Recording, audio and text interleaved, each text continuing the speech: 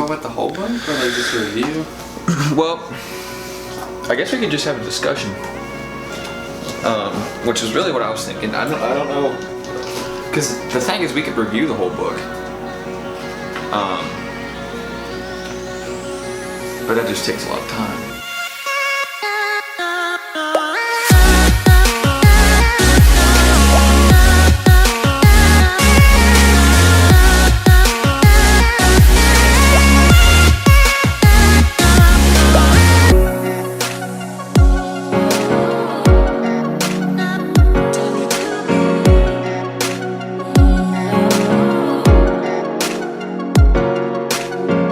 So we're going to review the concepts in Eckhart Tolle's A New Earth. I didn't know this was fucking filming, dude. Yeah, dude. We've been filming, dog. I had no fucking idea, dude. I didn't know you pressed record. I was like, who are you talking to? We're gonna review the concepts.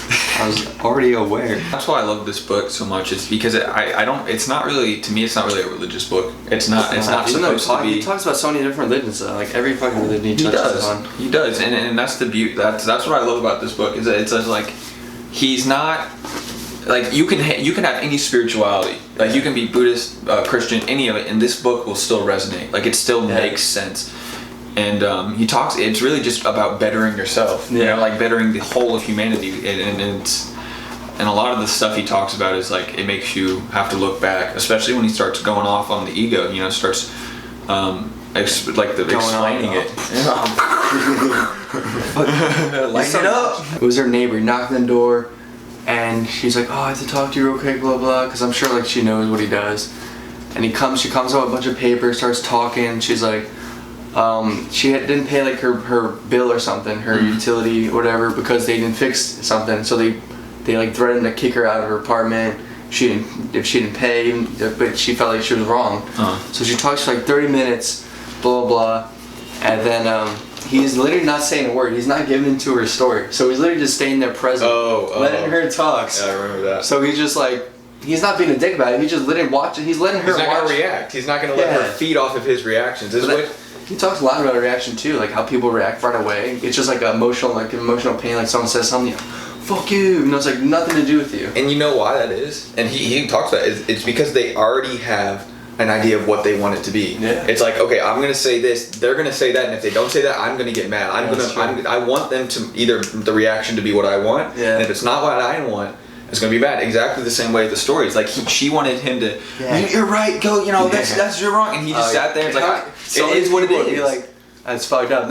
He didn't say a word. He said, and then she eventually was like, she just stopped and she's like, this is like pointless, isn't it? He's like, it is. And then she literally walked away, and she said the next day she saw him, she was like, wow, like I don't know what you did, but like I feel so much better. And that's the beauty of humans, is that we do act like mirrors. You know, that's like, it's so true. And so we all have the ego. It really explains it. And I love the term ego. Like the way he just like, that's how I know when I look at myself, that's what I refer to it as, like the ego, because of this book.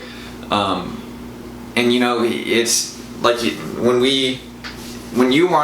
the ego is trying to get its, you know, it's like it's food, it's like it's sustenance, it's like it's looking for its reaction, you know, and it has an idea, and then your ego. So if I go up to you and I'm like, dude, this dude fucked me over, like my ego is expecting, and your ego will latch onto it, you know. That's it's gonna be like, and then they're just feeding. Could you think about it like, oh yeah, that'd be so fucking pissed. Yeah, I would. Oh man, if I was, oh yeah. Fucking, we were at St. Armand's, and I was like looking around, and I asked you, I'm like, God, I remember that night. I looked around, and everybody was doing the exact same thing. What, on their phones, or they like, but it was so much different than that. It was like they were all like, I don't know how to explain it. For some reason I just saw it, and I remember in that moment I'm thinking like, but if you went up to every single one of these people, they would claim that they wanted a different life, they wanted a better life, they wanted something everyone wants beyond. Exactly. But he talks about like that too, resisting what is. But they were so doing what everybody else was doing. They were literally all just flocking to the same system. Yeah. And it's like, how are you supposed to expand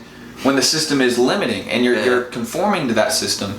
And it's just like they were all, and it's hard because it's how do you question that? How do you say, okay, well, doing that is wrong? And then it's like, well, So what you're saying is I can never go to a mall now, because if I go to a mall, I'm therefore like giving into the and it's so it's like you have to, especially when you get to that point. It's like how do you stop the extremes? Well, I think that's he talks about awareness too. It's like if the more aware you are, like you could do things, like you can still have sex, you can still enjoy materialistic items, but like I don't identify with it. You're aware. If it goes away, it goes away. Some people, it's unconscious issues. You aren't conscious of like why you do things, or like you're going through your life and just moving through habit and fear. Like you're not actually like making decisions. You're just doing the past experiences. Like, oh, I got fucked over the one time, so fuck this dude. Yeah. I lost my skimboard at the beach, and I tell you, I don't know where the fuck it went.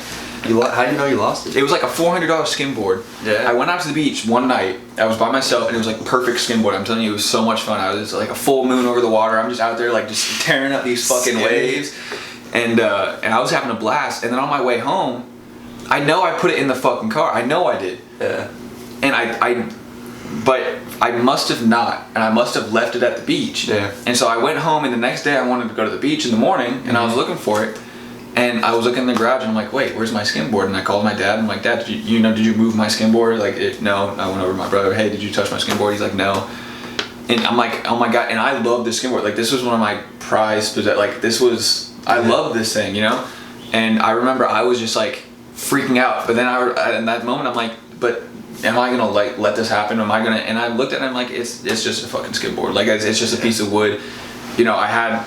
And this is it's like the only reason I wanted the skimboard was to have a moment that I previously had again. I just wanted, like the same reason people do drugs, is they're looking for that first high. Yeah. And so I wasn't really, I guess that's what it's like. Why can't I just be like, okay, the skimboard's gone. I'm going to enjoy the memories. I'm going to enjoy. It's so hard though. It's so hard. Letting it's go. So hard. That's letting go is a big concept too. Yeah. It was difficult, but it was a great, to me it was a great moment. But people have like, and obviously that's such a small scenario, like, oh, a skimboard, but you know, everybody has their. Yeah, even like relationships too, like it's so fucking hard to let go of those memories. Oh. He talks about it too, a lot of people, they get their identity from the past, like who they are, and they get their happiness from the future.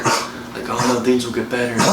I have all this, like I'm gonna become someone, I'm gonna do all this, someday, and like the past, like, well, you know, this is what happened to me, this is who I am, you know, I had a rough childhood, or this is who I am, this is who I always be. Mm-hmm. So you're identifying with something that's not happening now. Like you aren't, even like 10 minutes ago, you aren't the same person. Is our mic on? Yeah, it is, dude. Are you sure? Yeah, I put it on. Yeah, dude. We chill. Good. Imagine we weren't just like... Oh my God. Whatever. Just put up the video anyway. Just no audio. Just like, hope you're good at lip reading. The way we feed off of each other is through that, like, the same frequency. It's like, what other beings, what other things exist out there that are just purely vibrational awarenesses? They're not like, they're not limited by form, they're not limited by matter, by, you know, like substance. They're just completely vibrational. And since we have that in us, we can obviously see it. It must, you know, but anyways. We have that in us, I guess. Like, in since it is talking about like animals, like the ego is more animal than anything else. Like, it is our animal, the inside of us, the side that clings to nature, to food, to like all these things. You know what I mean? Like, it's the very essence of finite. It's the very essence of limitation. Like my dog. My dog is just, he's an animal. He's so finite. He's never going to worry about what happens afterwards, I guess.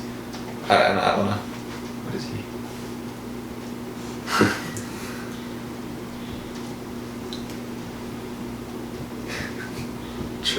True. Fish, and then that evolved into a higher species and a higher species, and then for somehow we evolved into like this cognitive aware being, you know, and then so now, and you know, everybody's thinking like this superhuman. Like, that's where we're headed right now. We're just gonna keep getting bigger, faster, stronger.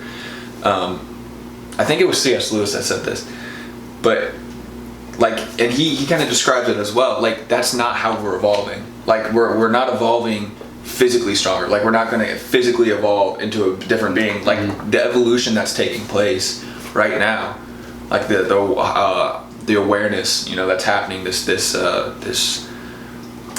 transfiguration that's going through all the world right now. You know, people are just keep getting more aware, more interested. information and travel like that now.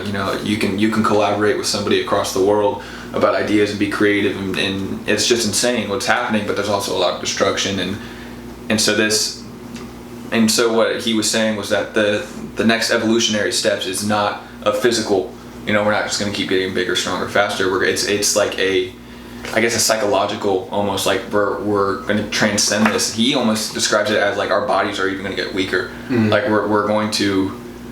I guess death is like really the step, and that completes the cycle to the next point. The next stage in evolution is after death, which is kind of weird to think about. It's like that we can't like reach it now. Is it possible? Even him, like, is it even possible to fully accomplish this 100%? Well, it's enlightenment. It is, but that's what a true human, like, even. Well, some humans claim to. Of course they claim to. He doesn't claim to, but he talks about it a lot. I think he thinks, or he claims to. Of course. I mean, that and that's another thing. Like, is it wrong to say, okay, yeah, like I'm a little bit smarter than somebody else because I've spent time thinking. I've spent time. Obviously, he knows what he's talking about. Obviously, there's a lot of thought and intelligence behind the words, but no human can transcend time and space. No, it's just not. It's no matter how hard we try, and that's the problem that I've really been kind of mulling over in my mind for the past couple of months. It's like no matter how hard we try, it's like, and it's kind of depressing, but we're still bound right now. We're still. Well, yeah, there is some. Like, we are not infinite in some ways. Some ways we are. Mm-hmm. Yeah. We still have limits. Like I have to eat. We're so naturally compelled to fall apart. We're so naturally compelled to go into the ego. As he just like if no human tries, if we just didn't try, we would become completely unaware. Completely, we would turn into animals. You know, like we wouldn't care about shit. We would take what we wanted. We would just go identify. Yeah, we would turn into animals. They were rage, savages. Yeah, it's all for me. I'm the only person that matters. And we resist that. Yeah. We resist that. We want to be better. We want to be good. And it's why do that? Because since it's so hard you literally have to fight. Mm-hmm. It's literally every day you have to be like, no, I'm going to be aware today. I'm not going to give in to the voice in my head that says, take that, do this to this person, take advantage of them, steal from them, Yeah. And we naturally want to do that. We just naturally want everything for ourselves. We are trying to fight past it. People like this, like who have gone farther than most, like who have worked very hard to get as far away from the animalistic tendencies that all humans have. Mm-hmm. But it's like why do it? It's so natural. It's so natural to fall apart, especially due to the entrepreneurial forces that exist. That since our entire universe is running down, why not just give in? Why not just give in to that system? Mm-hmm. Why not just fall apart and just accept it? Well, I think if people wanted to, I guess people aren't satisfied with that, because some people do that and they never fucking they're not happy. They aren't. Mm-hmm. But even with the awareness, if you don't focus on it, I don't know. I feel like the more consciousness awareness, and the more awareness you have, every single thing you do you should be aware of. Mm. Which is I guess sounds hard, but as soon as you wake up, if you just do the first thing you usually do when you wake up, a habit, just okay, do this. But everything you do, if you're aware of it, you're gonna make more conscious choices. Mm-hmm. Yeah, everything you do. Mm-hmm. And he was talking about how awareness. 22 minutes. Awareness alone is curative. Mm-hmm. So basically, if no matter what you're doing, he said fully do it. Don't judge it, but just be aware of how it feels and how of the consequences of it. So he's talking about if you want to eat junk food, he said, don't say don't do that. It's wrong, but eat it and make how does it feel the next day. I think I have. Yeah, I remember hearing about this. Yeah. And he talks about that. I watched a video about emotions too. He was talking about emotions, and he was don't resist emotions. And that's what he talks about that too. Is I shouldn't feel bad, then you're gonna feel bad. You're gonna resist what is. So you're get away. But if you're that has a lot of power though. When you're alright, just be sad. Then you're fuck, I can't be sad anymore because that was so stupid. Yeah. if you just stay aware of what you do, like people who want to stop smoking cigarettes, like the best thing you can do is just every time you smoke a cigarette, just how does it make you feel? It makes you feel like shit. Yeah. You feel disappointed because you gave up. You know the way you feel out your lungs, it's not a good feeling. And if you just stay aware of the feeling that's happening instead of the, oh, I need this because I'm so addicted, I've done this for so long, you know, just stay present in this moment. Don't worry about the past, don't worry about the future, just in this moment. Will this make me feel better? Yeah. The answer's no. The answer is no, you know. It would be much better to go through a little bit, a temporary being uncomfortable than to give up, you know, the oh, I gave up again. That is the worst feeling. Like I couldn't stick to what I said. Yeah, that's true. And I gave up. And you just have to stay aware, but that is difficult. That is so difficult. Even with anything you do. It is, yeah. It's so difficult. True. 22 minutes, dog. How long do we want to make these videos? I don't know, dude. We don't want to pick a topic, so it just lasts forever. Should I cut this one off?